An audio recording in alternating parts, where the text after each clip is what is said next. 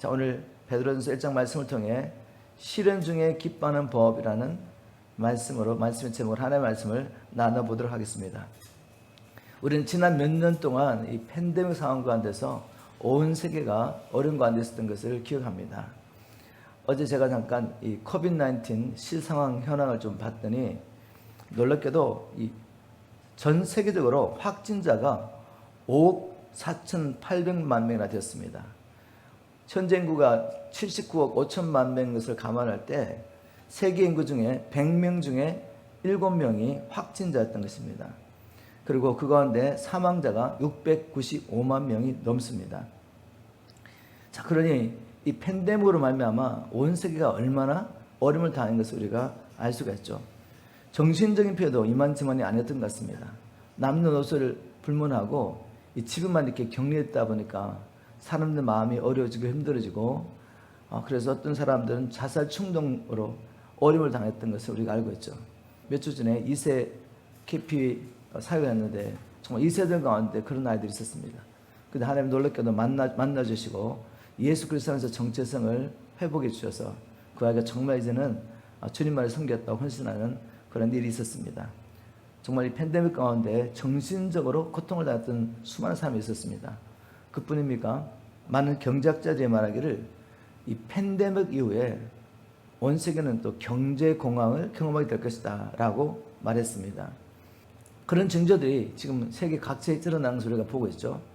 우크라이나 전쟁까지 합쳐져 가지고 세계 경제가 어려워지고 있는데 유가와 식량 가격이 급등하면서 이 스리랑카 같은 경우는 정부가 지난달 5월 19일이죠. 5월 19일 국가 부도를 선언했습니다. 그 이후에 이 스리랑카는 지금 어떤 일이 나오고 있습니까? 모든 경제 활동이 마비되어 있는 상태입니다. 전문가들은 말하기를 스리랑카와 같은 이 신흥 개발 도상국들은 앞으로 여러 나라에서 이런 국가 부도를 경험하게 될 것이다 라고 말하고 있습니다. 우리 미국도 안전하지 않죠? 벌써 우리 작년에 비해서 물가가 얼마나 폭등했습니까? 얼마나 지금 온 세계적으로 경제는 어려운지 모릅니다. 미국 같은 경우에 팬데믹 기간 동안에 얼마나 많은 돈을 풀었습니까? 그러니 당연히 결과적으로 인플레이션 오는 게 당연하죠. 자, 이런 가운데 우리 믿음의 사람들이 어떻게 반응을 살아야 되겠습니까? 하나님은 세상 사람과 똑같이 우리가 이런 국가적인 위기, 세계적인 위기, 그리고 또 믿는 자로서 믿음의 시련을 받을 때 놀라거나 두려워하기를 원치 않습니다. 하나님께서는 이 시련까지 또 세계적인 위기까지 우리의 구원을 위해서 다 모두 계획하시는 일입니다. 그러면 우리가 어떻게 이 시련을 극복할 뿐만 아니라 이 시련 가운데 우리가 오히려 복음을 전할 수 있는 기회를 얻고 그런 말미암아 시련 중에 기뻐할 수 있는지 하나의 말씀을 통해 그 답을 찾아야 됩니다. 우리가 지난주부터 이 베드로 서신서를 큐티 말씀을 묵상하고 있는데 이것이 우연히 된 일이라고 저는 생각하지 않습니다. 하나님께서 베드로전서 말씀을 통해 베드로 서신서를 통해 고난당하는 또 어려움 가운데 있는 온 세계와 또 우리에게 특별히 주시는 말씀이 있는 줄 믿습니다.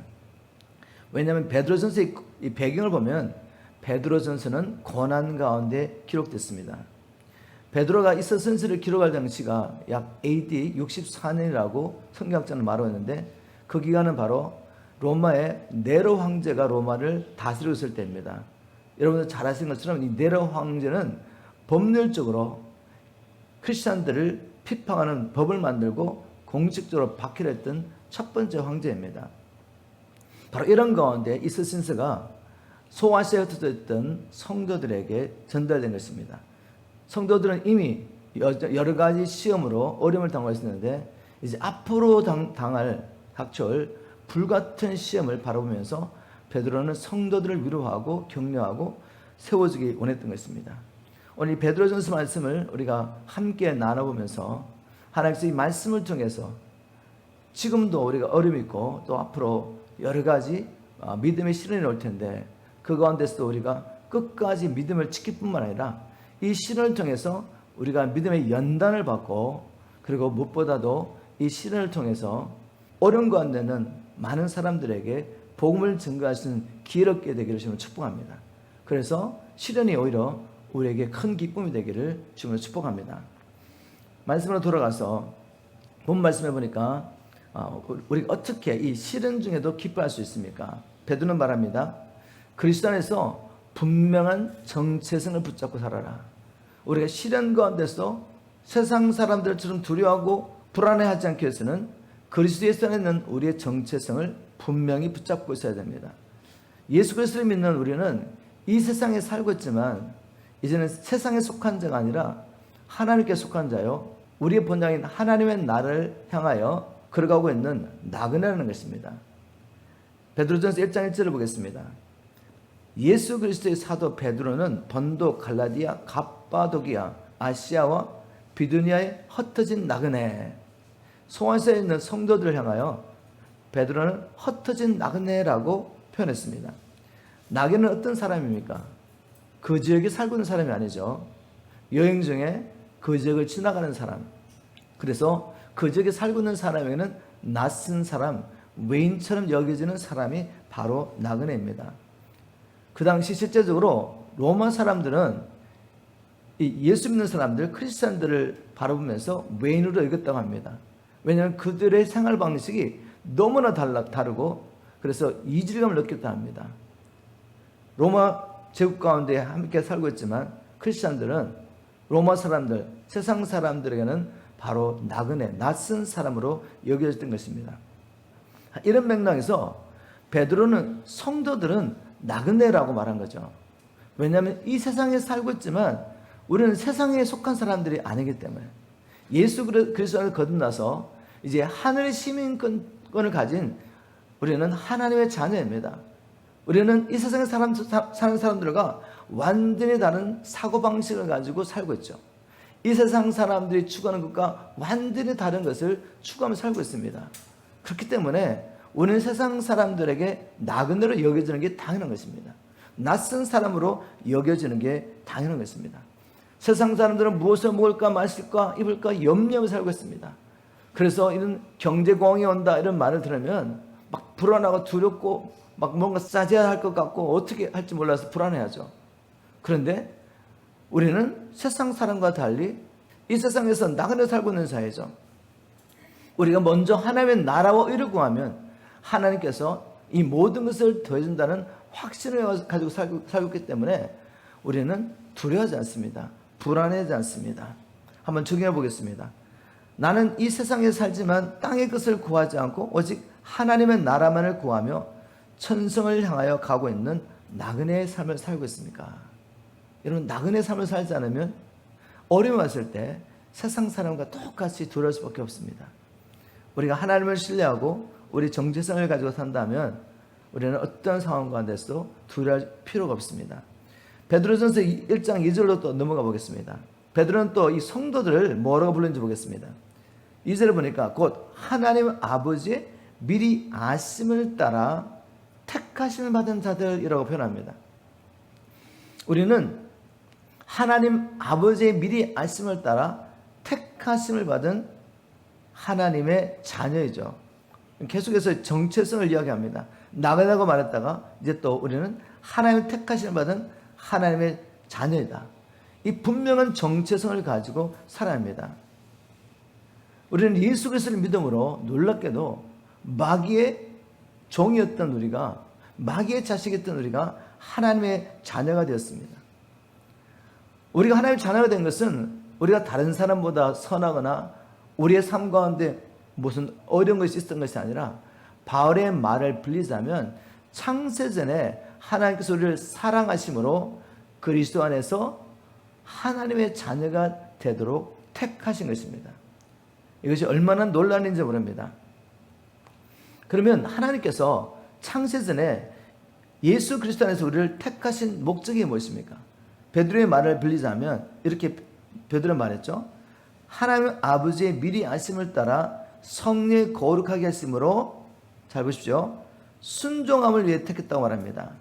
순종함과 예수 그리스도의 핏부름을 얻기 위하여 택하심을 받은 자들이라고 말했습니다. 하나님께서 예수 그리스도 안에서 우리를 창세전 택하신 목적 첫 번째는 순종함을 위해서입니다. 순종함. 하나님께 순종하는 하나님의 백성 되도록 우리를 택하신 것입니다. 그러면 하나님께 순종하는 것이 왜 그렇게 중요합니까? 우리가 하나님만을 사랑하는 것이 왜 그렇게 중요합니까? 우리가 하나님의 택하심을 받아서 하나님만을 사랑하며 하나님께 순종하는 것, 이것이 진정 복음이요 복인데 왜 이 일이 그렇게 중요하냐 이거죠. 시편 107편 10절 11절 말씀을 통해 그 이유를 알 수가 있죠. 시편 기자는 이렇게 말했습니다. 사람이 흑암과 죽음의 그늘에 살며 쇠사슬에 매어 고통하는 죄수처럼 되었으니 그들이 하나님의 말씀을 거역하며 가장 높으신 분의 가르침을 거절했습니다. 시편 기자는 인간이 경험하는 모든 불행과 저주와 죽음, 그 원인, 그 뿌리는 바로 하나님의 뜻을 버리고 인간이 자기의 뜻대로 살기 때문이라고 말했습니다. 이 비극의 시작은 아담과 하와가 마귀의 말을 듣고 이 선악과를 먹음으로 스스로 선과 악을 분별하는 능력을 가지고 이제는 하나님 없이 자기 인생을 자기 뜻대로 살기로 결정한 그 시간부터 시작된 것이죠. 즉 하나님을 믿지 않고 불순종의 삶을 살기 시작하면서 인간의 모든 비극이 시작됐습니다. 그렇다면 여기서 우리가 구원을 받아서 이제는 하나님께 순종하는 사람이 될 수 있는 것, 바로 그것이 진정한 복이 아니겠습니까? 바로 그것이 우리에게 주신 복음입니다. 하나님께서는 창세전에 우리를 사랑하심으로 하나님께 순종하는 자로 우리를 택하셨다는 것을 꼭 기억하시기 바랍니다. 자, 그러면 이제 이런 질문을 할 수 있습니다. 우리는 나면서부터 죄와 사단의 권세를 태어나서 하나님을 섬길 수 있는 자리에 있지 않습니다. 우리는 마귀의 종, 죄의 종인데 어떻게 하나님께 나아가서 순종하는 삶을 살 수가 있겠습니까? 그래서 바울은 하나님께서 우리를 택하신 목적은 순종함과 예수 그리스도의 핏뿌림을 얻기 위하여라고 선포했습니다. 우리가 하나님께 순종하기 위해서는 예수 그리스도의 핏뿌림을 반드시 받아야 하는 것입니다. 예수 그리스도의 핏뿌림을 통해 일어난 일이 무엇입니까?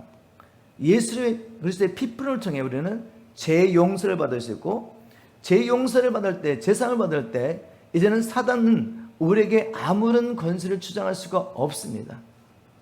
우리가 골로새서 2장 15절 보면 바로 예수 그리스도께서 우리가 지불하지 못한 모든 그 죄책을 십자가에 못 박으심으로 이제는 사단과 간영들의 모든 무장을 해제하시고 십자가로 승리하셨다고 선포하고 있죠. 바로 예수 그리스도 안에서 우리는 죄 용서를 받았기 때문에 마귀가 우리를 찾아도 이제는 우리에게 주장할 것이 아무것도 없는 것입니다. 왜냐하면 우리의 모든 죄값을 예수 그리스도의 핏뿌림을 통하여 지불했기 때문입니다. 이것이 바로 복음이 아니겠습니까? 하나님께서는 이 놀라운 구원을 우리에게 허락해 주셨습니다. 우리가 어떻게 이 시련 중에도 기뻐할 수가 있겠습니까? 바울은 지금도 시련 가운데 있는 그 소아시아에 있는 교회들에게 또 앞으로 임할 큰 불심을 바라보면서 이들을 위로하고 격려하고 시련 중에서도 넉넉히 승리하며 기뻐할 수 있도록 지금 무엇을 선포하고 있습니까? 복음을 선포하고 있는 것입니다. 이 복음을 깨달을 때 우리에게 하나님의 은혜와 평강이 임하는 것입니다. 하나님의 은혜와 평강 때문에 우리는 시련 가운데서도 넉넉히 이길 수가 있고 또 그 시련을 인하여 우리가 하나님의 기뻐하시는 믿음의 사람의 연단을 받으며 또 그 일을 통해서 우리는 복음을 전하는 기회를 얻게 되는 것입니다. 그래서 바로 이렇게 말합니다. 은혜와 평강이 너에게 많을지어다. 너희가 바로 이 순종함과 핏뿌림을 얻기 위해서 하나님의 택하심을 받았는데 너희에게 은혜와 평강이 더욱 많을지어다 라고 선포하고 있습니다.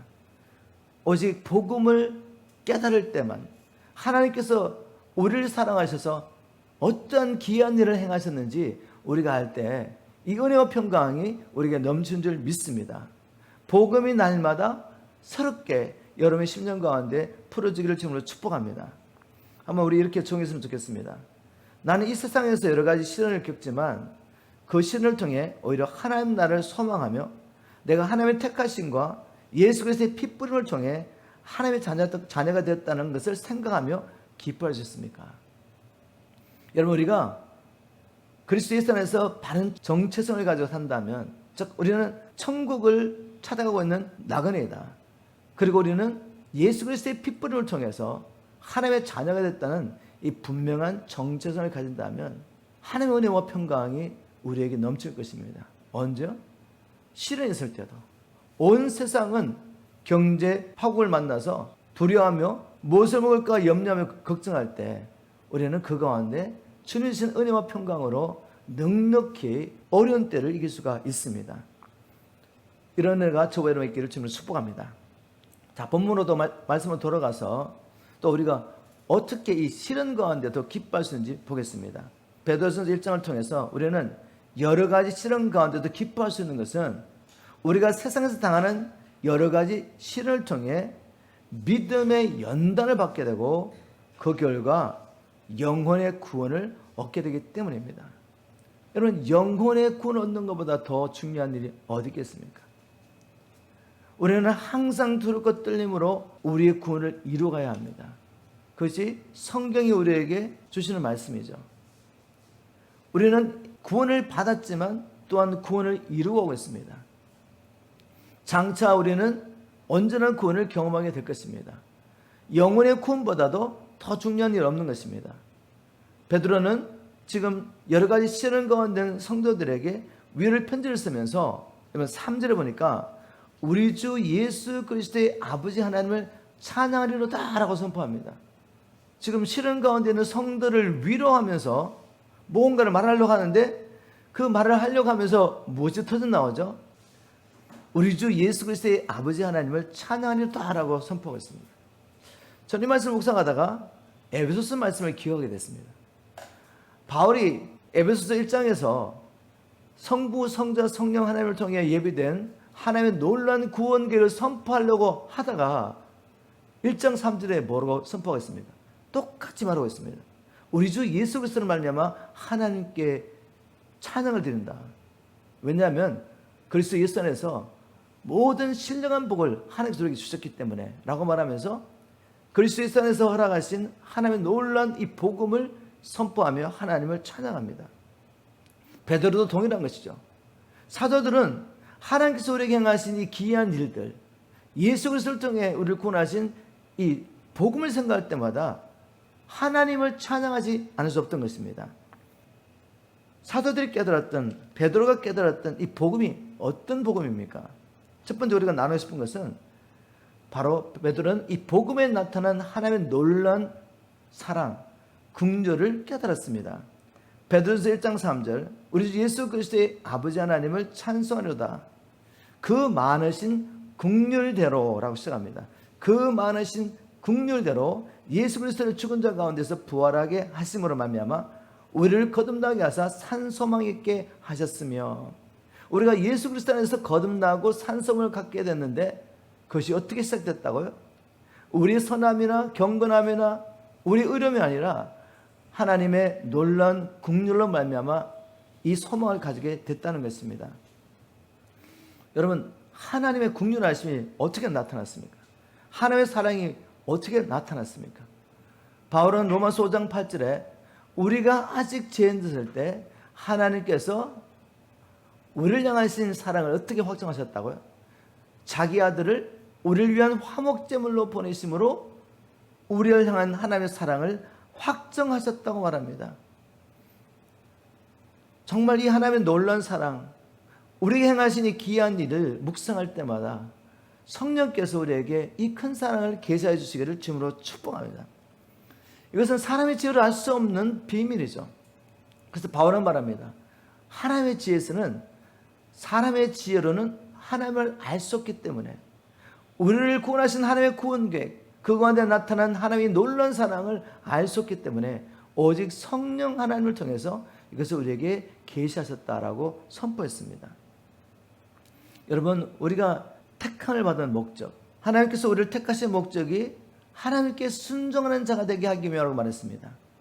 이 순종을 가능케 한 게 무엇이었습니까? 복음을 통해 나타난 하나님의 놀라운 사랑이죠. 우리에게 베푸신 바로 긍휼하심입니다. 이 사랑이 우리를 사로잡을 때 순종이라는 것은 당연한 결과로 나타난 것입니다. 요한일서 4장 10절 11절 한번 제가 선포하겠습니다. 사랑은 여기 있으니 우리가 하나님을 사랑한 것이 아니라 하나님이 우리를 사랑하사 우리 죄를 속하기 위하여 화목 제물로 그 아들을 보내셨습니다. 11절에 이렇게 말합니다. 사랑하는 자들아, 하나님이 이같이 우리를 사랑하셨은즉 우리도 서로 사랑하는 것이 마땅하다. 우리 예수님은 최후의 만찬자리에서 다른 계명을 주신 것이 아니라 내가 새 계명을 너에게 주노니 내가 너를 사랑한 같이 서로 사랑하라 라는 계명을 주셨습니다.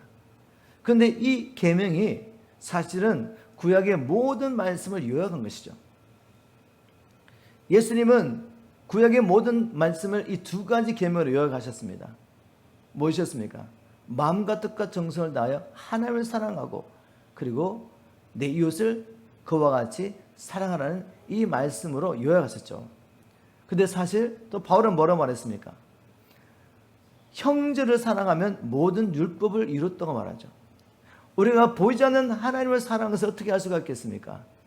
보이는 형제를 주님처럼 사랑함으로 우리는 하나님을 사랑하는 것을 증명할 수 있습니다. 그러니 예수님께서 우리에게 주신 세 계명, 내가 너를 사랑하는 같이 서로 사랑하라는 이 계명 하나는, 이 계명 하나에 주님께서 우리에게 주신 모든 말씀이 다 포함된 것입니다. 우리가 어떻게 형제를 주님처럼 사랑할 수가 있겠습니까? 주님께서 어떤 사랑으로 우리를 사랑하신지 알지 못하면 어떻게 주님처럼 사랑할 수가 있겠습니까? 하나님께서는 이제는 우리를 하나님께 순종하는 하나님의 백성으로 세우셔서 영생과 함께 하나님의 나라를 유업으로 얻게 하기 위해서 먼저 자기 아들을 우리 죄를 위한 화목제물로 보내시며 그 사랑을 계시했던 것입니다. 사도들은 바로 이 사랑을 깨달았기 때문에 이 사랑에 붙잡혀서 계명에 순종하며 그들에게 주셨던 지상명령, 모든 족속으로 제자 삼으라는 이 사명을 감당하며 살 수 있었던 것입니다.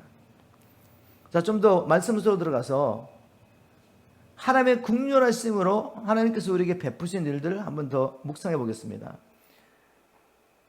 1장 3절을 보니까 우리 주 예수 그리스도의 아버지 하나님을 찬송하려다 그의 많으신 국률대로 예수 그리스도를 죽은 자 가운데서 부활하게 하심으로 말미암아 우리를 거듭나게 하사 산소모 있게 하시며라고 말했습니다.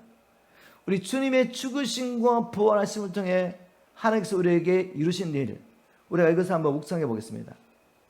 우리는 잘하는 말씀이지만 이 마음에 새기십시오. 하나님께서 이 말씀을 통해 다시 한번 우리 안에 성령을 통한 이 복음이 깨달아지게 도와주시고 그런 말미암아 그리스도의 사랑이 우리 안에 실제적으로 계시되기를 부음받기를 주님을 축복합니다. 주님은 죽으심을 통하여 우리의 죄값을 친히 지불하시고 우리 죄를 용서해 주셨습니다. 그래서 이제까지 원수했던 우리가 하나님과 화목할 수 있도록 도와주신 것이죠. 이제는 우리는 죄인이 아니라 그리스도 예수 안에서 의인이 됐기 때문에 예수의 피를 힘입어서 당당하게 담대하게 하나님의 은혜 보좌 앞에 나갈 수 있게 된 것입니다. 그래야지 우리가 하나님의 은혜와 평강을 경험할 수 있습니다. 그래야지 우리가 시련 가운데서도 어려움 가운데서도 넉넉히 이기며 그 일을 통해서 또 많은 사람에게 하나님의 살아계심을 전거할 수가 있죠. 우리 주님의 죽으심과 부활하심을 통해 또 일어난 일은 우리가 이제는 사단의 권세에서 해방됐다는 것입니다. 우리 주님은 죽으심과 부활하심을 통해 사단의 일을 멸하셨습니다. 사망의 권세 잡은 자 마귀를 이기셨던 것입니다. 그래서 누구든지 주님을 신뢰하는 자, 주님 믿는 자를 이 사단의 권세에서 해방시킬 수 있습니다. 사단의 권세에서 해방돼야지 우리가 이제는 하나님을 섬길 수 있기 때문에 하나님께 순종할 수 있기 때문에 바로 주님은 죽음과 부활하심을 통해 우리를 사단의 권세에서 해방시키셨습니다.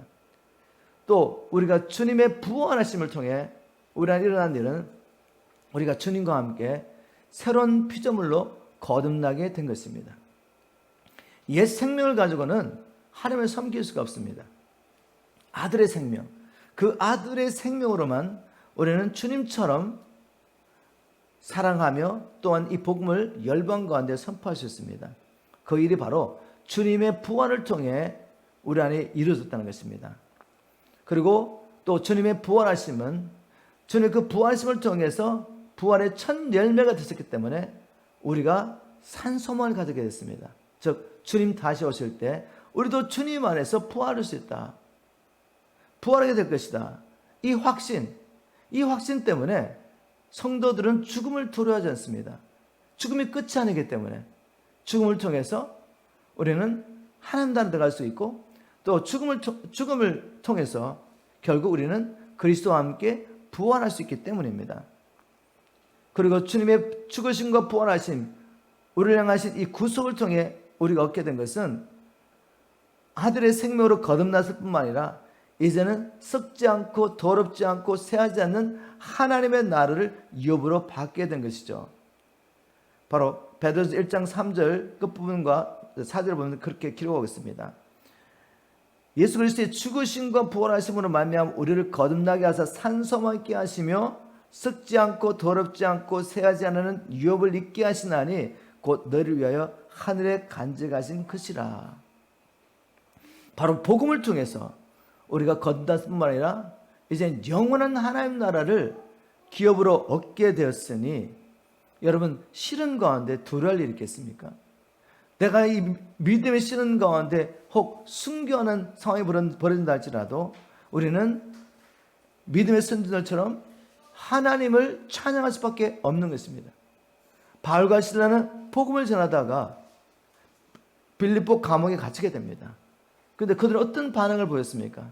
그런 상황 가운데서 힘들고 어려운 가운데서도 복음을 생각할 때마다 예수 그리스도를 통해 우리에게 베푸신 하나님의 크신 국률을 생각할 때마다 주님 안에서 우리가 거듭나서 이제는 하나님의 나라를 영원한 기업으로 누릴 수 있는 이 산소망을 생각할 때마다 하나님을 찬양할 수밖에 없었습니다. 그래서 감옥에서 하나님을 찬미하며 기도했습니다. 그것들이 어떻게 됩니까? 그들이 사모하던 하나님의 나라가 바로 그 자리에 임하는 것입니다. 그걸로 말미암아 실현 때문에 믿음의 실현 때문에 오히려 하나님이 택하셨던 간수장과 온 가정을 구원할 수 있는 기회를 얻게 된 것입니다. 그들에게 복음을 전가할 수 있는 기회를 얻게 된 것이죠. 이것이 바로 하나님께서 하시는 일입니다. 베드로는 말합니다. 예수 그리스도 안에서 하나님께서 계획하신 이 국률과 예수 그리스도 안에서 우리에게 약속하신 이 모든 축복들은 오직 믿음으로만 우리가 받을 수 있다. 베드로전서 1장 5절 너희는 만세에 나타나기로 예비하신 구원을 얻기 위하여 믿음으로 말미암아 하나님의 능력으로 보호하심을 받았느니라. 주님께서 예수 그리스도 안에서 우리에게 베푸신 긍휼하심과 모든 축복들을 제가 나눴습니다. 그런데 그것이 거저 우리에게 오는 것은 아니죠. 우리는 하나님께서 예수 안에서 예비하신 모든 축복들을 믿음으로 받을 수 있습니다. 믿음으로 말미암아 하나님의 능력으로 우리가 보호하심을 받고 그래서 결국 영혼의 구원을 얻게 되는 것입니다. 하나님의 나라를 유업으로 얻게 되는 것이죠. 자, 그렇다면 이 베드로가 말한 믿음은 어떤 믿음입니까? 사도들이 선포했던 이 믿음은 어떤 믿음입니까? 그 믿음은 단지 우리가 이 구원의 교리를 지적으로 동의하는 것을 말하지 않습니다. 그 믿음은 행함에 따르는 살아있는 믿음이었죠. 사도들이 말하는 믿음은 살아있는 믿음이었습니다. 진짜 믿음은 바로 이 시련 가운데서도 우리가 하나님을 믿는 믿음으로 인내하게 하는 것이죠. 시련 가운데서도 위협 앞에서도 예수를 부인하지 않고 믿을 수 있는 믿음입니다. 살아있는 믿음. 자, 이런 진짜 믿음을 가진 진짜 성도들에게 일어난 일은 뭔가 하면 바로 이 일로 인해서 베드로는 우리가 기뻐한다고 말했는데 1장 6절부터 7절 보겠습니다. 그러므로 너희가 이제 여러 가지 시험으로 말미암아 잠깐 근심하게 되지 않을 수 없으나 오히려 크게 기뻐하는도다 라고 말했습니다. 시험이 오면 성도들도 잠깐 근심할 수 있습니다. 당연하죠. 그런데 근심하는 것을 끝나지 않고 그 근심을 통해 어떻게 하죠? 진짜 성도들은 하나님 앞에 가서 기도를 하게 됩니다. 기도하게 될 때 성령의 위로가 있습니다. 하나님의 능력이 우리 가운데 부음받습니다. 그래서 그 시련 가운데서 오히려 이제는 크게 기뻐하게 됩니다.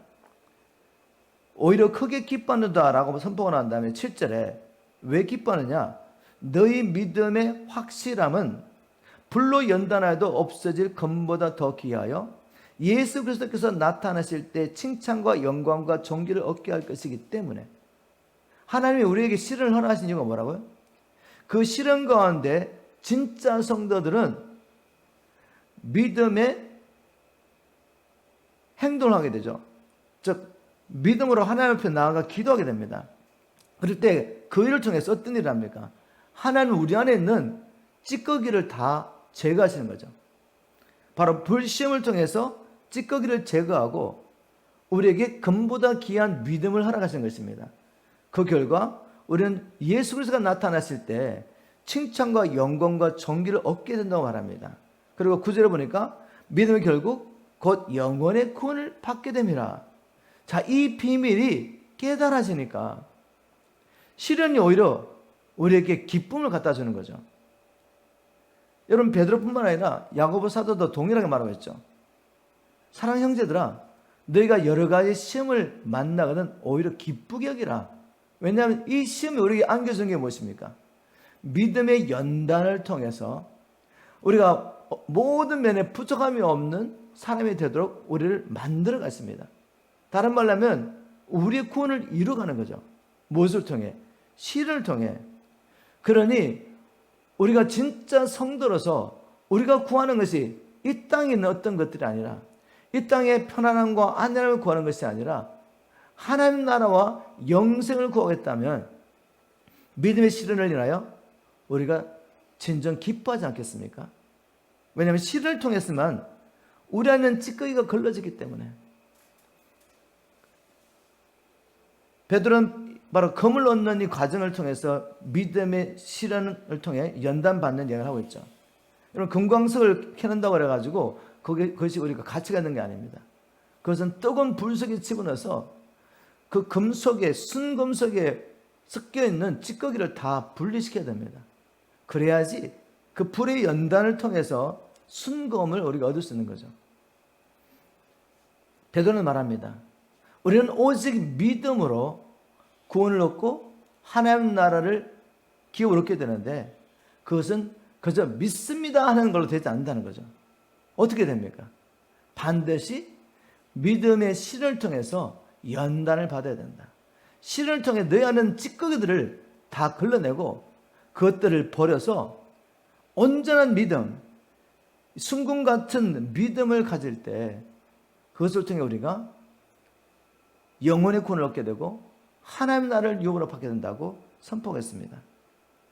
여러분, 그러니 우리가 이제는 시련을 향한 다른 시각을 가져야 되겠습니다. 우리가 믿음으로 살면서 우리가 경험하게 되는 여러 가지 어려운 일에 대해서 우리가 생각을 바꿔야죠.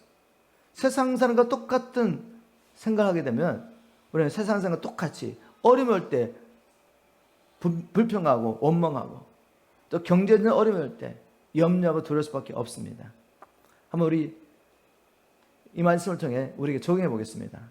나는 두렵고 떨림으로 구원을 이루어가는 진짜 성도입니까? 그러면 나는 믿음의 연단을 위해서 주님께서 살아가신 시련을 인해 오히려 기뻐하십니까? 여러분, 시련을 기뻐하는 진짜 성도가 되기를 주님으로 축복합니다. 우리가 구하는 것은 세상에서 안일하고 평안에 사는 것이 아닙니다. 오히려 우리는 이 세상에서 핍박과 어려움을 당하게 되죠. 무릇 그리스도 예수 안에서 경건하게 살려고 하는 자는 핍박을 받는 게 당연합니다. 세상에 살고 있지만 세상에 속한 자가 아니기 때문에, 하나님께 속한 것 때문에 우리는 핍박을 받는 게 당연한 것입니다. 그럼에도 불구하고 우리가 기뻐할 수 있는 것은 우리는 이제 나그네에서 천국을 찾아가는 하나님의 사람들이기 때문입니다. 우리는 하나님의 자녀가 되어서 영생과 함께 하나님의 나라를, 영원한 하나님의 나라를 소망하고 있는 자이기 때문입니다. 이렇게 사실을 지금으로 축복합니다. 자, 이 마지막으로 제가 또 우리가 직면한 여러 가지 시련을 통해서 기뻐하기 위해서 이제는 시련을 기회로 삼아야 된다. 어떤 기회요? 세상에 다가오고 있는 이 위기를, 경제 위기든지 어떤 위기든지, 그래서 이제는 예수 그리스도를 증거하는 기회로 삼아야 된다는 겁니다. 다시 말해서 우리가 이제는 사명을 붙잡고 살아야 됩니다. 여러분, 사람들은 문제가 없으면 하나님을 찾지 않습니다. 창세전에 하나님을 택하신 자라 할지라도 세상에서 아무런 문제 없이 살게 되면 하나님을 찾지 않는 것이 인간이라는 거죠. 그래서 하나님은 종종 우리에게, 또 하나님을 택하신 자들에게 삶의 위기를 통해서 찾아오십니다. 우리 이스라엘 민족을 보십시오. 이스라엘 민족은 하나님께서 창세전에, 그들이 태어나기도 전에 하나님의 백성 되도록 택하셨습니다. 근데 그들이 하나님의 구원 계획 가운데서 한 시즌, 한 400년 동안 애굽에서 살게 되죠. 근데 애굽에서 사는 동안에 애굽의 풍요를 누리며 평안한 삶을 살 때 하나님의 약속을 기억하지 못합니다. 그들을 향하신 하나님의 계획을 기억하지 못해요. 그런데 하나님께서 요셉을 알지 못하는 왕을 이제 애굽에서 일으킵니다. 그래서 그 바로가 요셉을 알지 못하는 이 왕이 어느 민족을 봤는데 자기 나라에 살고 있는데 자기들과 섞이지 않은 어떤 한 민족이 있더라는 거죠. 근데 그 민족을 그냥 놔뒀다가는 전쟁을 할 때 적들과 연합해서 자기들 칠 수 있다는 생각을 하면서 고역으로 힘들게 만들죠. 그들을 억압합니다. 그들을 약하게 만들려고 이제는 남자가 나면 다 죽이라는 명령까지 내리면서 억압하죠. 바로 그런 고역과 어려운 가운데서 그들은 하나님의 약속을 기억합니다. 그리고 부르짖기 시작하죠. 바로 이것입니다. 여러분, 하나님께서 우리 개인적인 삶 가운데 믿음의 시련을 주시는 이유, 그리고 온 세계 가운데 이런 위기를 허락하시는 이유는 무엇이겠습니까? 마지막 추수를 위한 것입니다. 마지막 추수. 마지막 추수를 하고 주님이 오셔야 되기 때문에 이제 세상에는 어려움이 앞으로 더 많이 닥칠 것입니다. 세상 사람들조차도 마지막 때가 되었다는 것을 세상에 일어나는 일을 통해서 알고 있습니다. 그럼 우리는 어떻게 되겠습니까? 이 위기를 기회로 삼고 우리 자신 사명을 감당하며 주님이 오신 길을 재촉해야 합니다. 어떻게 해요? 복음을 전해야 돼요. 복음을 전함으로 이 위기를 기회가 되게 하고 하나님의 뜻을 이루어가는 것이죠. 자, 그런데 그런 일이 그냥 됩니까? 그냥 맘만 먹으면 됩니까, 여러분? 준비하세요, 준비. 여러분, 저는 이 베드로전서를 말씀 묵상하면서 구약의 선지자들이 어떻게 예수께서 죽으심과 부활하심에 대해서 정확하게 선포했는지를 말씀 묵상하다가 발견하게 됐습니다. 우리는 이 구약의 선지자들은 그냥 하나님께서 직통 계시하셔가지고 하나님께서 자기 백성들을 구원하시는 이 구원의 길을 발견했다고 생각하고 있죠. 근데 성경 연구해 보시면 그게 아니에요.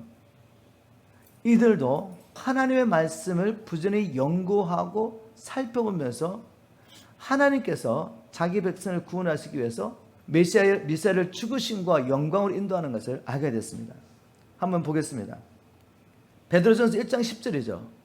이 구원에 대하여는 너에게 임할 은혜를 예언하던 선지자들이 연구하고 부지런히 살폈어, 이렇게 말합니다. 지금 베드로는 이 놀라운 하나님의 구원을 선포했죠. 어떤 목적으로? 여러 가지 시험 가운데 있는 성도를 위로하고 또 앞으로 장차 임할 불같은 시험 가운데서 성도들이 믿음을 지키게 하려고 지금 계속 복음을 선포하고 있습니다. 구원이 무엇인가를 지금 계속 선포하고 있습니다. 자, 이 구원에 대해서 너에게 임할 은혜를 예언하던 선지자들이 연구하고 부지런히 살폈다고 말하고 있습니다. 자, 이 말씀은 무슨 말씀입니까, 여러분? 예수님은 구약의 모든 말씀조차도 자기에 대해서 기록한 것이라고 말씀하셨죠.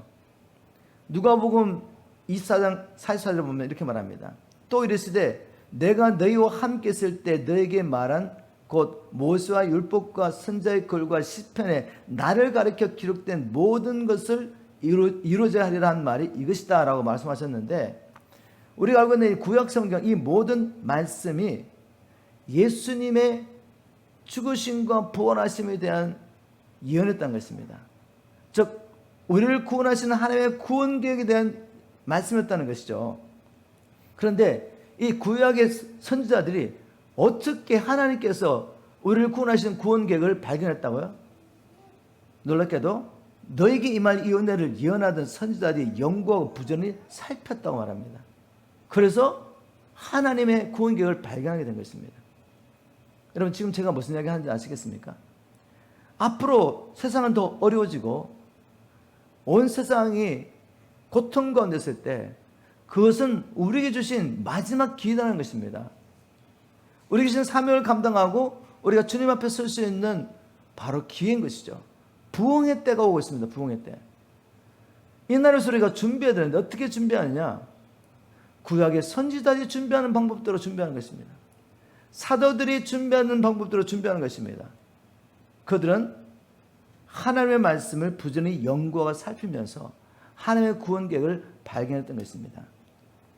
정말 여러분들이 말씀 가운데서 하나님의 구원 계획을 발견하고 이 하나님의 구원 계획이 우리 안에 생명과 능력으로 역사하기를 저는 축복합니다. 말씀이 충만해서 누구를 만나든지 입을 벌려서 이 복음을 증거하게 되기를 저는 축복합니다. 자, 그리고 또 말합니다.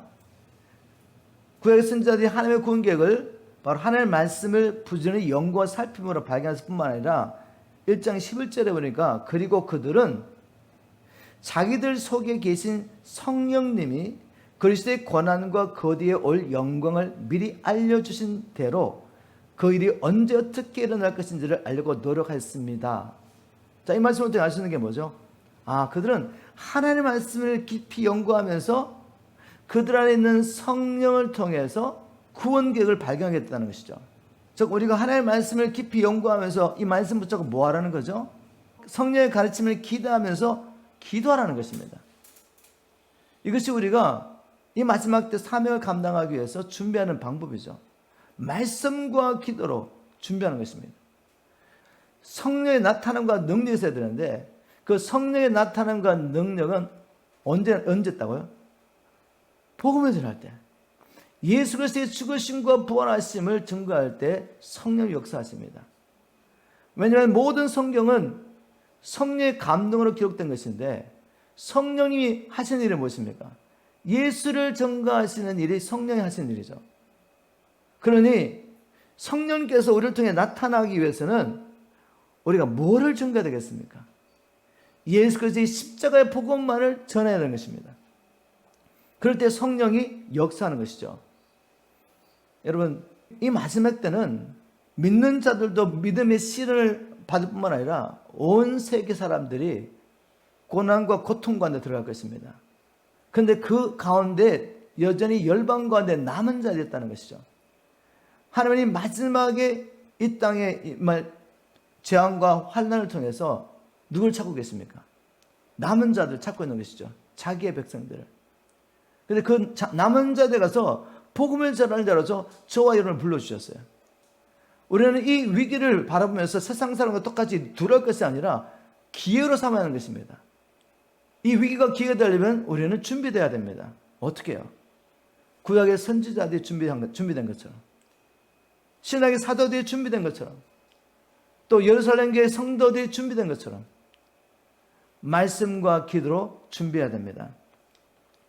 이 훈련을 실패하게 되면 내 믿음을 지킬 수 없을 뿐만 아니라 우리에게 주신 이 놀라운 길을 통해 사명을 감당하는 일도 감당할 수가 없죠. 하나님께서 오늘 말씀을 통해 여러분들 깨워주시고 우리가 부지런히 준비하기를 주님을 축복합니다. 말씀을 뵙겠습니다. 세상에는 주님이 오실 때가 가까웠다는 징조들이 세계 각지에서 나와 있습니다. 세상 사람들도 세상에 종말이 왔다는 것을 알고 있죠. 지금도 온 세계는 전쟁과 기근과 홍수와 또 세계적인 경제 파산과 국가 부도 이런 것들로 고통당하고 있습니다. 앞으로 이런 일은 더 악화될 것입니다. 그뿐만 아니라 주님께서는 이 마지막 때 성도들이 단지 우리가 예수 그리스도에 속했다는 것 때문에 모든 민족의 핍박을 받을 것이라고 말했습니다. 이런 세계적인 위기와 또 믿음의 시련의 때가 올 때 저와 여러분 어떻게 반응을 해야 되겠습니까? 세상 사는 것과 똑같이 두려움에 빠질 수도 있고 이런 위기와 시기를 통해서 우리가 오히려 기뻐할 수도 있습니다. 그것은 우리가 어떤 정체성을 가지고 사느냐 그것에 달려있죠. 지금 우리가 얼마나 복음의 능력을 경험하며 살고 있느냐에 달려있습니다. 우리가 마지막 때 주신 이 사명을 감당하기 위해서 얼마나 말씀과 기도로 준비하느냐에 따라서 우리는 위기 때 세상 사람과 똑같이 두려워할 수도 있고 염려할 수도 있고 불안해할 수도 있고 아니면 이것을 기회로 삼고 믿음의 연단을 받으며 우리의 구원을 이루어가고 또 많은 사람들에게 이 복음을 증거하며 사명을 감당하며 살 수도 있습니다. 제가 여러분에게 축복하며 나누고 싶은 말씀은 우리가 이 남은 때에 하나님의 택하심을 받은 자답게 비록 이 세상에 살지만 천국을 소망하며 나그네 삶을 사시기를 주님을 축복합니다. 하나님의 자녀답게 왕같은 제사장으로 땅을 정복하며 사시기를 주님을 축복합니다. 그래서 주님이 오실 때 우리의 영생과 함께 칭찬과 영광과 존귀를 얻게 되는 저와 여러분 되기를 주님으로 축복합니다.